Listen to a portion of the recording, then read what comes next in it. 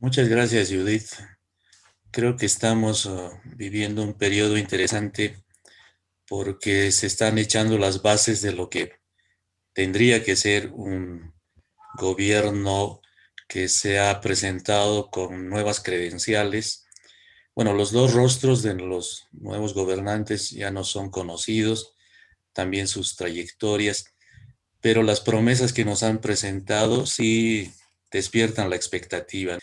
En política, cuando se toma decisiones, voy a ir a un punto extremo, se asume quiénes son los cercanos y quiénes son los distantes, se define la cancha, ¿no? Se raya los límites, se pone fronteras, bueno, y el gabinete aparece con una serie de rostros nuevos, sí, con un perfil técnico bastante marcado, pero también con algunas presencias que están vinculadas al anterior gobierno del movimiento al socialismo y que nos dan a pensar que hay por lo menos un sector de los ministros que pueden responder más a la línea tradicional ya del señor Morales y otros que más bien corresponderían a la nueva propuesta que especialmente está encarnada por el señor Choquehuanca, ¿no?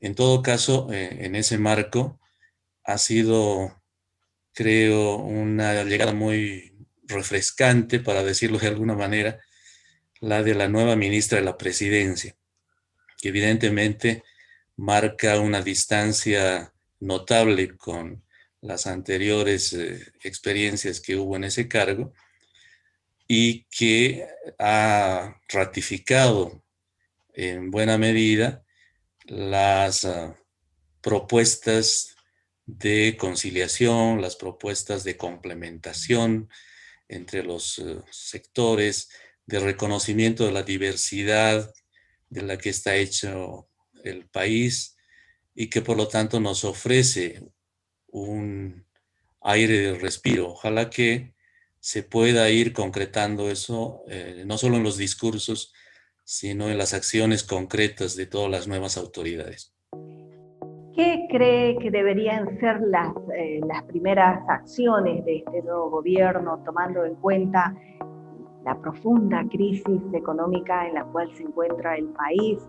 Luego viene algo que es fundamental, la pandemia, con la posibilidad de un rebrote, pero al mismo tiempo un cáncer que para algunos es el hecho de que las designaciones en ministerios y en diferentes asignaturas del aparato estatal sean solamente con una mirada política y no se institucionalicen los cargos. Ese hecho que también lleva al temor de que nuevamente todas las instancias sean dependientes, en este caso, del gobierno y no exista esa diferencia, ese trabajo, esa autonomía que deberían tener. Es fundamental que haya una efectiva separación de poderes. Es fundamental que el Parlamento, ahí lamentablemente ya hemos recibido una primera mala señal, es fundamental que el Parlamento pueda ser el lugar del pluralismo, de las voces diversas, de la controversia constructiva, de la búsqueda de acuerdos factibles en pro de la nación. Y bueno, veremos cómo entra eso a hacerse o a no hacerse realidad una vez que empiecen a desarrollarse ya las sesiones. Lo más preocupante seguramente es el órgano judicial, que también ha empezado a dar una serie de, no solo malas señales, sino pésimas señales, creo, al país. Y se tiene que hacer una intervención en ese nivel. No se puede continuar con una justicia que no sea tal, no se puede continuar con un aparato que al final funge como una especie de comisaría para quien administra el poder en determinada circunstancia. Y bueno, también hay que pensar en que el órgano electoral tiene que ser potenciado como un cuarto órgano de poder que se tiene en el país. Y el órgano ejecutivo, bueno, debiera ser como lo han estado por lo menos anunciando nuestras nuevas autoridades, un espacio también para promover el reencuentro entre bolivianos. Pero algo que también es fundamental es la educación. ¿Cómo estamos en Bolivia en torno a la educación, a la apertura del conocimiento, no solamente en las escuelas, sino en la academia?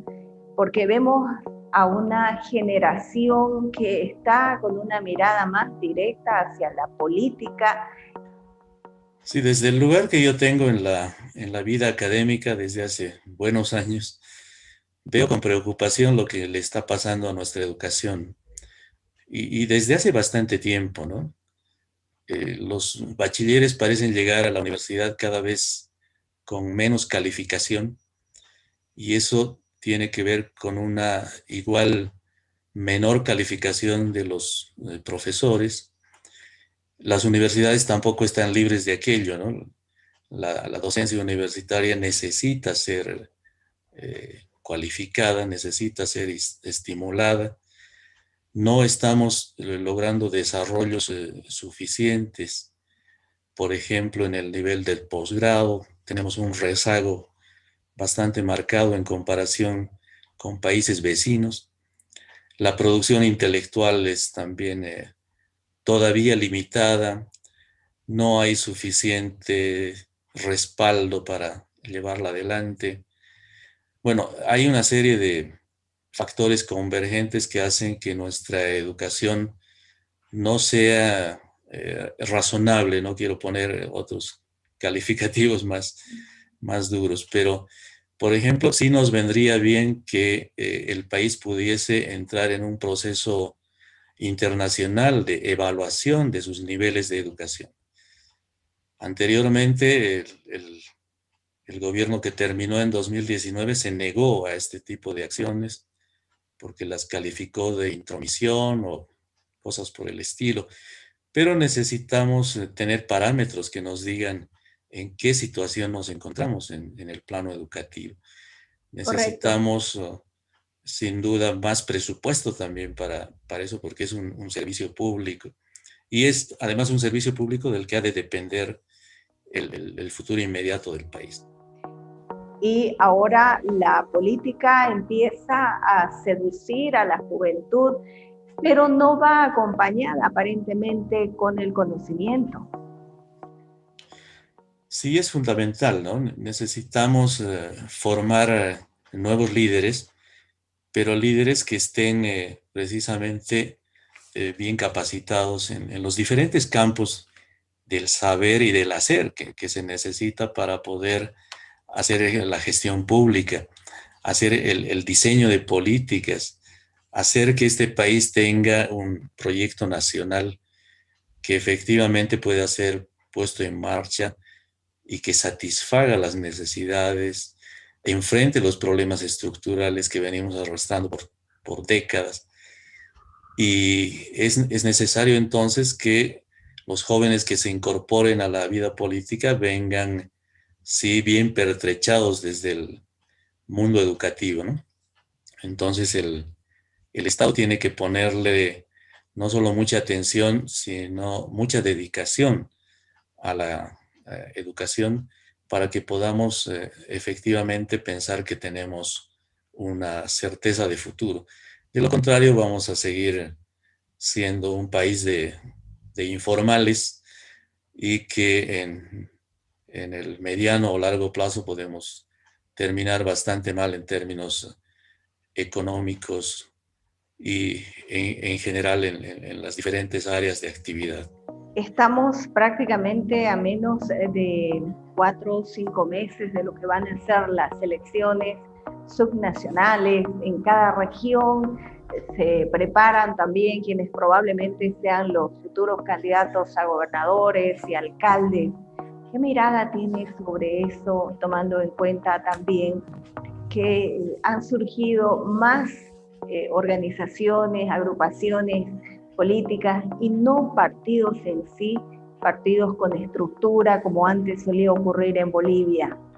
Sí, lo que parece que va a continuar ocurriendo es eso, ¿no? Que que haya organizaciones además regionalizadas que apuesten por alcanzar sitiales de poder local, pero no se consigue ver todavía que haya un horizonte colectivo nacional, ¿no? Integrador.